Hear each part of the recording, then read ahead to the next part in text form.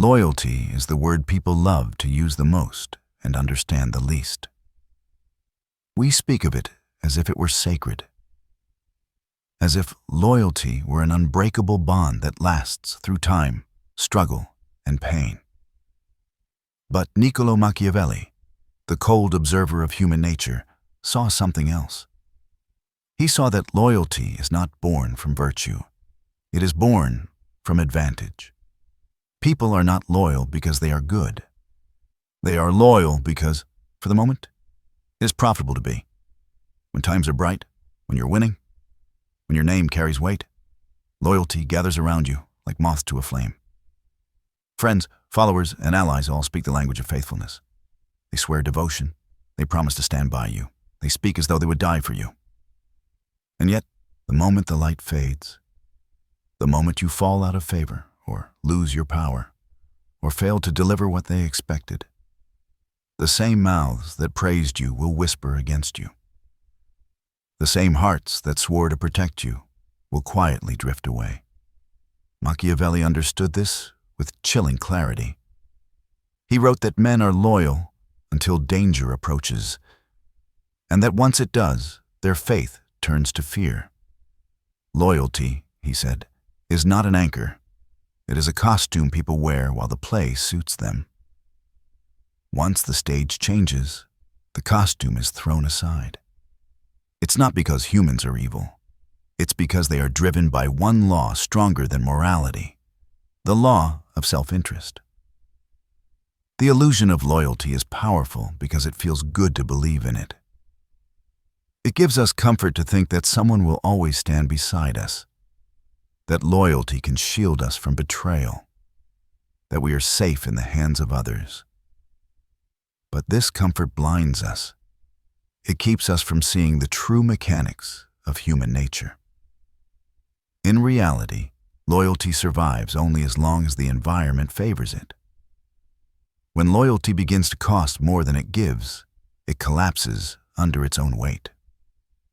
Machiavelli would tell you that the wise man expects this collapse. He does not cry over the death of loyalty because he never built his power upon it.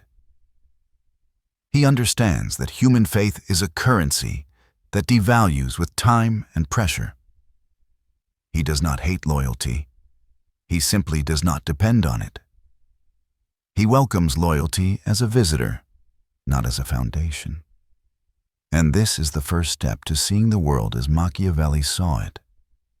To remove the illusion, to stop expecting loyalty to be pure. To understand that the same person who swears devotion today may betray you tomorrow, not because they changed, but because the situation did. When you learn this, you no longer take betrayal personally. You see it as a reflection of the world's true order. So before you trust, before you give your heart, your secrets, or your power to another, remember this: loyalty is not love. It is a shadow that moves with the light. When the light shifts, the shadow disappears. And the only real loyalty that remains is the one you hold toward yourself. If you wish to understand betrayal, do not begin with morality. Begin with self-interest. Betrayal is not born out of evil. It is born out of need. Every act of disloyalty, every broken promise, every knife in the back begins with a simple calculation. What is best for me right now? Machiavelli saw this pattern everywhere, in courts, in wars, in friendships, and in love. He knew that the foundation of human behavior is not virtue, but advantage. People follow virtue when it is convenient, but they abandon it when it costs them too much. A man will speak of loyalty with passion, but when standing by you demands real sacrifice, that passion melts away. Virtue sounds noble, but hunger, fear, and ambition are far louder voices. Machiavelli wrote that men are wicked, ungrateful, fickle, false, cowardly, and covetous, not as an insult, but as a diagnosis. He was describing the natural instincts that guide human action. Gratitude fades when benefits stop flowing. Courage turns to cowardice when danger appears. And loyalty, that shining ideal, dies the moment it stands in the way of survival. Imagine a friend who swears loyalty to you in times of peace. As long as things are easy, loyalty feels effortless. But when the storm comes, when loyalty demands loss or pain, their heart begins to shift. They may not even notice the change at first. A thought grows inside them. Why should I suffer for someone else's fight? That thought is the seed of betrayal. It begins small, hidden under excuses and rationalizations. They tell themselves it's not betrayal, it's self-preservation. They tell themselves they deserve better. And slowly, they step away. This is how betrayal grows, not in sudden explosions, but in quiet, invisible steps. It begins in fear, the fear of losing comfort, status, or safety. It grows in temptation, the lure of something better, easier, more rewarding. And it ends in justification, the story we tell ourselves to make betrayal feel righteous. The betrayer rarely thinks of himself as cruel. He believes he is simply doing what anyone else would do. And in a way, he's right. Human beings were not built for loyalty. They were built to survive. Our instincts favor whatever ensures safety and gain. This is why Machiavelli urged rulers never to trust in goodness alone. Goodness is fragile. It disappears when fortune changes. He understood that if a ruler's power depends on people's loyalty, his rule is already doomed. For when fear, greed, or opportunity call, loyalty will vanish like smoke. We see the same truth in every corner of life. In politics, allies turn to enemies the moment a new deal is offered. In business, partners betray each other when profit appears elsewhere. In love, people walk away when devotion demands endurance. And still, we act surprised, as if betrayal were some strange disease. But Machiavelli would say, it is not the disease. It is the nature of the body itself. If you want to be strong, you must stop expecting people to act against their own interest. No one abandons comfort for duty forever. No one remains loyal when loyalty threatens survival. The wise man accepts this. He does not depend on virtue. He works with instinct. He knows that if people are guided by self-interest, the best way to secure their loyalty is to align that interest with his own. So when you think of betrayal, do not waste energy asking, how could they? The better question is, why wouldn't they? Why would anyone remain loyal when the cost outweighs the reward? Machiavelli's answer is simple. They wouldn't. They never do. And that truth, though cold, frees you. Because once you stop expecting loyalty from human virtue, you can begin to shape it through strategy, power, and necessity. Loyalty, in its purest form, does not exist. What we call loyalty is often just a temporary agreement between two needs. It lasts only as long as both sides are gaining something from it. The moment that exchange is broken, when one side stops receiving value, loyalty fades into silence. Machiavelli understood this perfectly. He knew that people are not bound by emotions, but by advantage. They stay loyal as long as it serves their purpose, and abandon that loyalty the moment a better offer appears. Think of it this way. Loyalty is not a chain, it's a rope. And every rope frays with time. When the circumstances that hold people together change, so does their devotion. Machiavelli wrote that the promise made was a necessity of the past. The word broken is a necessity of the present. In other words, people keep their word only as long as it is useful.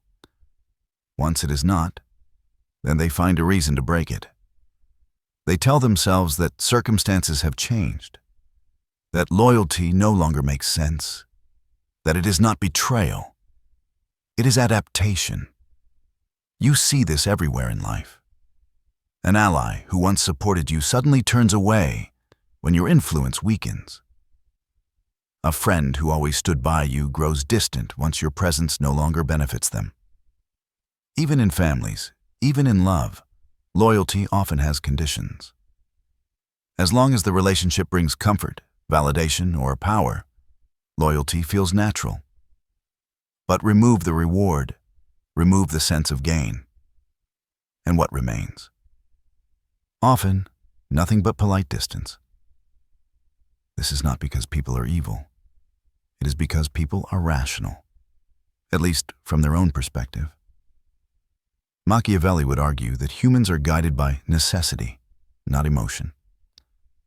When being loyal no longer fits their interests, they shift course to protect themselves. To expect otherwise is to misunderstand the very nature of man. That is why Machiavelli warned rulers never to trust loyalty built on affection. Love is unreliable. Gratitude fades faster than it is earned.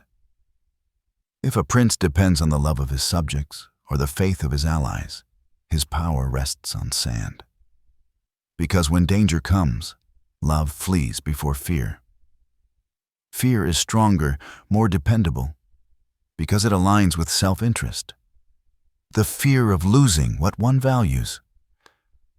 So if you want loyalty that lasts, make people's interests depend on your success. Make your fall their loss. Then even if they do not love you, they will stay close. Machiavelli believed that loyalty could be managed, but not guaranteed. It could be shaped, but never trusted. To him, loyalty was a tool of statecraft, a currency that must be spent wisely and renewed constantly. It was not a moral virtue, but a political instrument. The wise leader rewards loyalty when it's useful, and replaces it when it's not. The foolish leader treats loyalty as sacred, and is shocked when it dies. In modern life, the same rule applies. People will stay loyal as long as they see meaning or advantage in doing so. When a job pays well, when a friendship feels mutually beneficial, when a relationship meets both needs, loyalty thrives. But remove the reward or introduce a better alternative, and loyalty collapses almost instantly. The truth hurts because it unmasks what we all secretly know. Loyalty is rarely about others. It's about ourselves.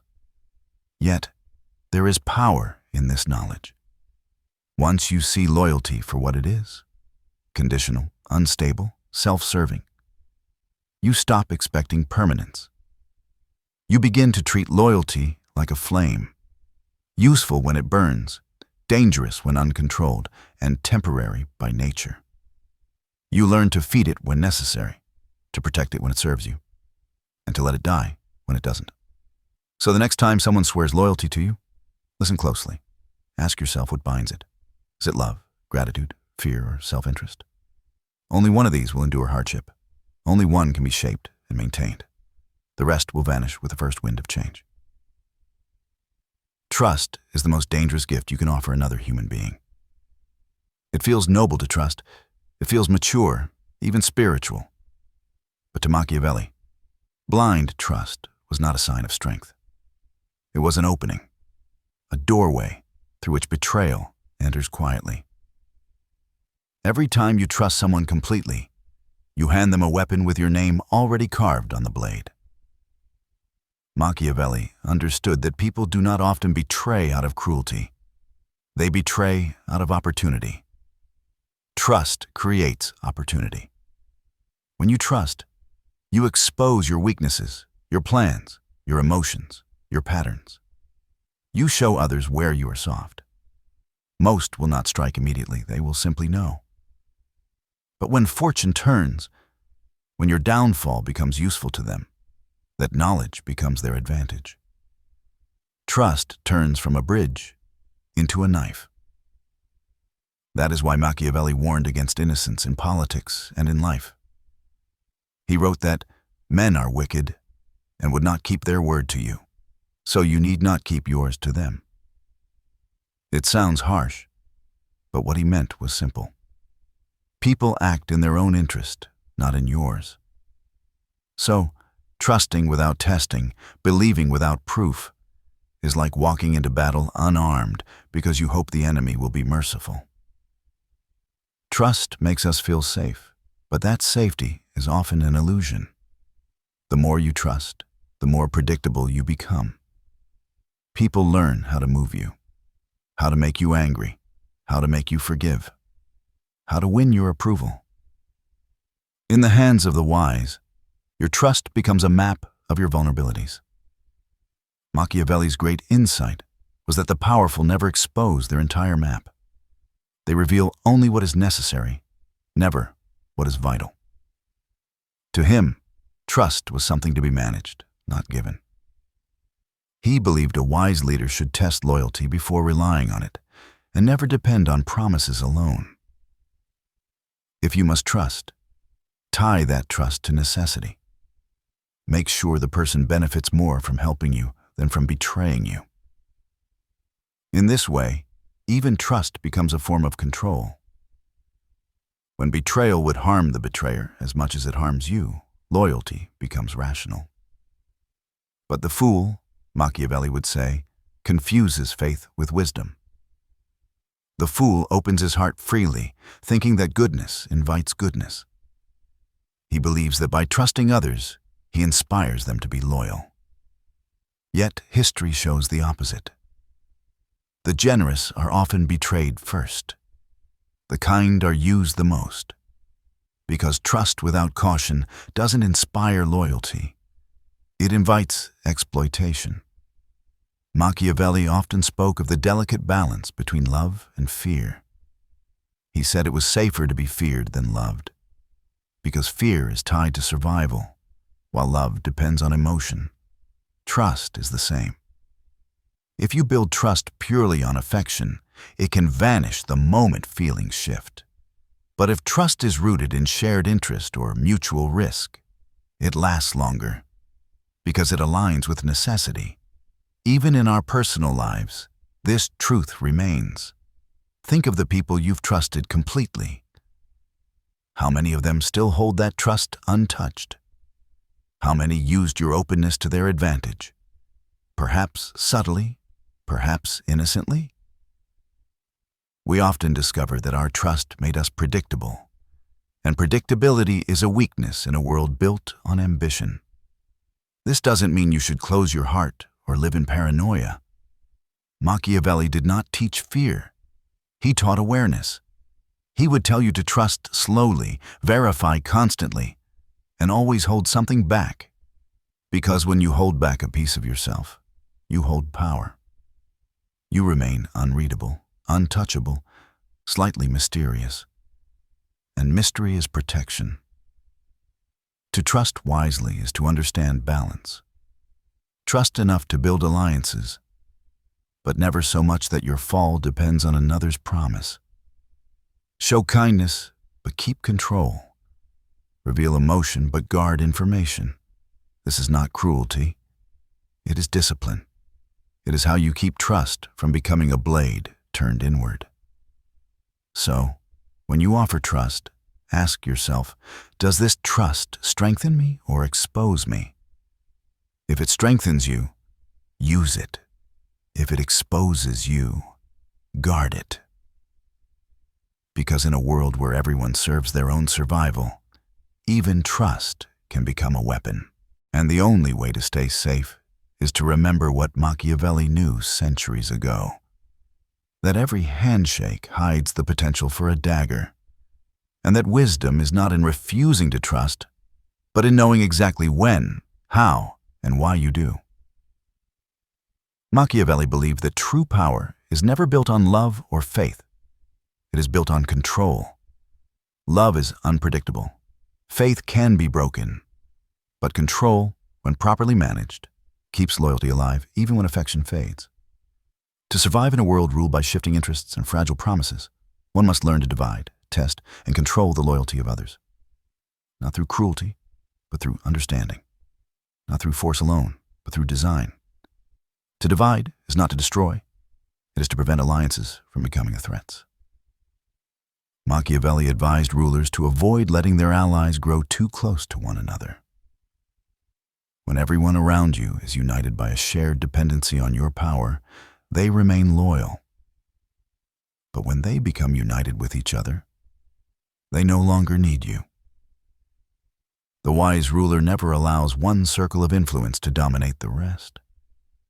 Instead, he keeps his followers slightly separate, their interests competing just enough to prevent unity against him.